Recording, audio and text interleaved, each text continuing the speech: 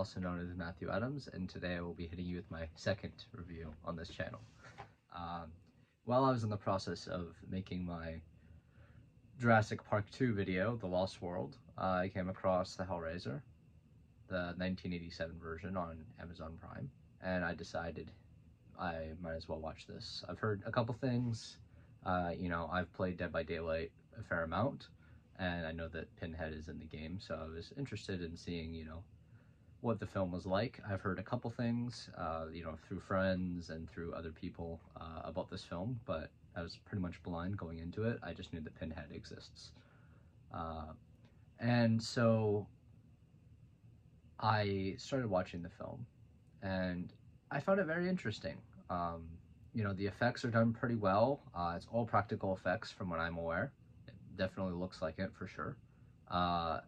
It's an old movie, so the lighting and things like that is a lot more somber and stuff like that, which I love about this movie. I think the lighting is probably one of the best things about the movie. I think that the character designs are really cool. So how about we just cut right to the review. Hello guys, I'm back. So this will be the review of Hellraiser.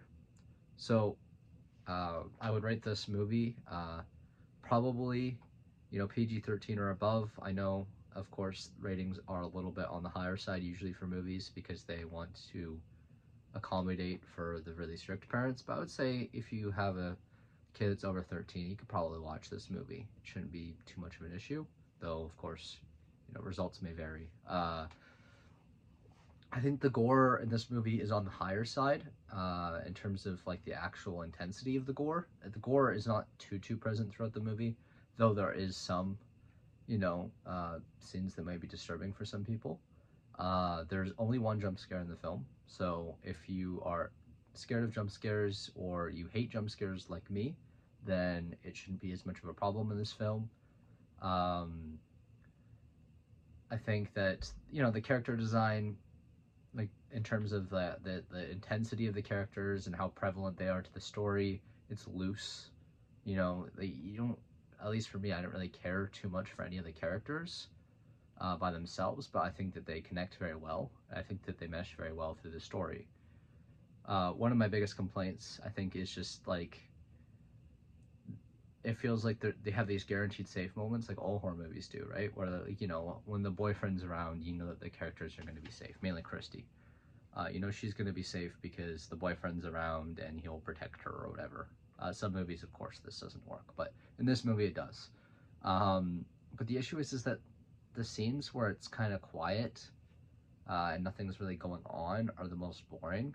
I think the start is you have a nice bang to start off with, and then the pacing is pretty good for the first middle part, but like, 3/4 of the way through, it slows down a lot, especially when we're at her job. Like, it's just like, I understand it's supposed to be eerie, but there's a couple characters that just don't really serve anything to the plot, and they kind of feel just kind of thrown in. The homeless guy or whatever, he just doesn't really serve any really relevance besides making her feel uncomfortable, and then the boyfriend coming in and is like, what's wrong? And then she's like, well, this guy, and never mind. Like, it doesn't really, make much sense. And at the end we get a reveal, but it doesn't really matter, honestly. I think that, yeah, the sound design is definitely on the higher end. I think a lot of older movies do sound design way better, just because, like they feel like it's more of a focus. The practical effects are really well done, especially for their time. It aged pretty well. The lighting, I love the somber tone where it's like there's a lot of shadows and a lot of things that work better for it. I like kind of the warmth feeling you have and the coziness of the home, but you also have this kind of cold and decrepit feeling too. I think that that's done really well in this film. Now, for my takeaway for this film, I think personally, it's a pretty solid film. I think that, there's some things you can improve upon, like, maybe the characters can have a bit more depth. The ending is good, but I feel like the presence of the characters at the end, the kind of final bosses, if you'd say so, feel kind of weak. I understand that they're kind of like more of a neutral ground necessarily. They're not really. It's more like a force of nature rather than an antagonist. And I think that that works. But the issue is that the characters themselves don't feel very powerful. Frank is definitely the highlight of this movie. I think he was my favorite character overall. Just a very interesting individual, and you can really feel the effort that they put into his character, and also his like costume designs as he's progressing and stuff like that is just really cool. Julia is a pretty cool character, though I do think that, especially the end, uh, is really rough for her. I feel like they could have done more. But overall, I'd rate this film probably about like a 7.5.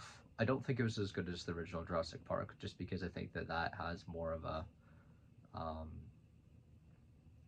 an old time nostalgia for it. I think that there's a lot of innovation that came with that film. I think that there's a lot of innovation here. I think the sound design is almost as good as Jurassic Park's, just in a different tone. I think the lighting is better in this film than Jurassic Park. I think that the character design is obviously more interesting because they focus more on the dinosaur aspect of the film. Um, but yeah, I think it's a good movie, especially with the budget it had.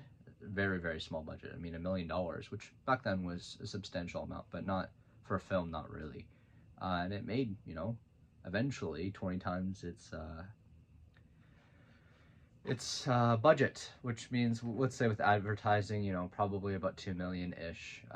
They still brought a decent bag home, and I really liked this film, and I think it was a very very good reason that it became a cult classic. Anyways, that will be our review. Thank you for watching, and stay tuned for the next review.